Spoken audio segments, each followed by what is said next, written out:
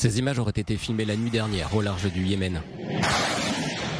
Les États-Unis tirent pas moins de 10 missiles vers des cibles Houthis. Selon un média yéménite affilié au groupe terroriste, le port de Hodeïda et le gouvernorat d'Al-Jaouf, contrôlés par les Houthis, auraient été visés.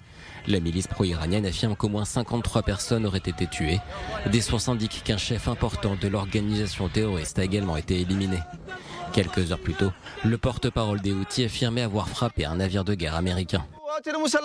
Les forces armées yéménites ont visé pour la deuxième fois en 24 heures le navire de guerre USS Truman au nord de la mer Rouge avec un certain nombre de missiles balistiques et de drones.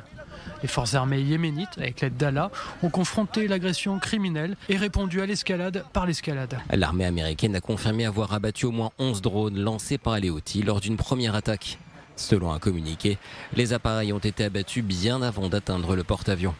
Le secrétaire d'État américain à la Défense, de son côté, affirme que son objectif était de mettre fin au blocus naval imposé par les Houthis dans la région. Il s'agit avant tout de mettre fin aux tirs sur les installations de cette importante voie de navigation, de rouvrir la route commerciale, une question au cœur des intérêts américains.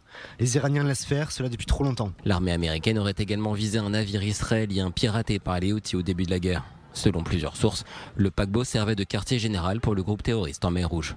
De son côté, Israël dit s'attendre à des frappes Houthis contre son territoire, mais les consignes de sécurité pour les civils restent inchangées à ce stade.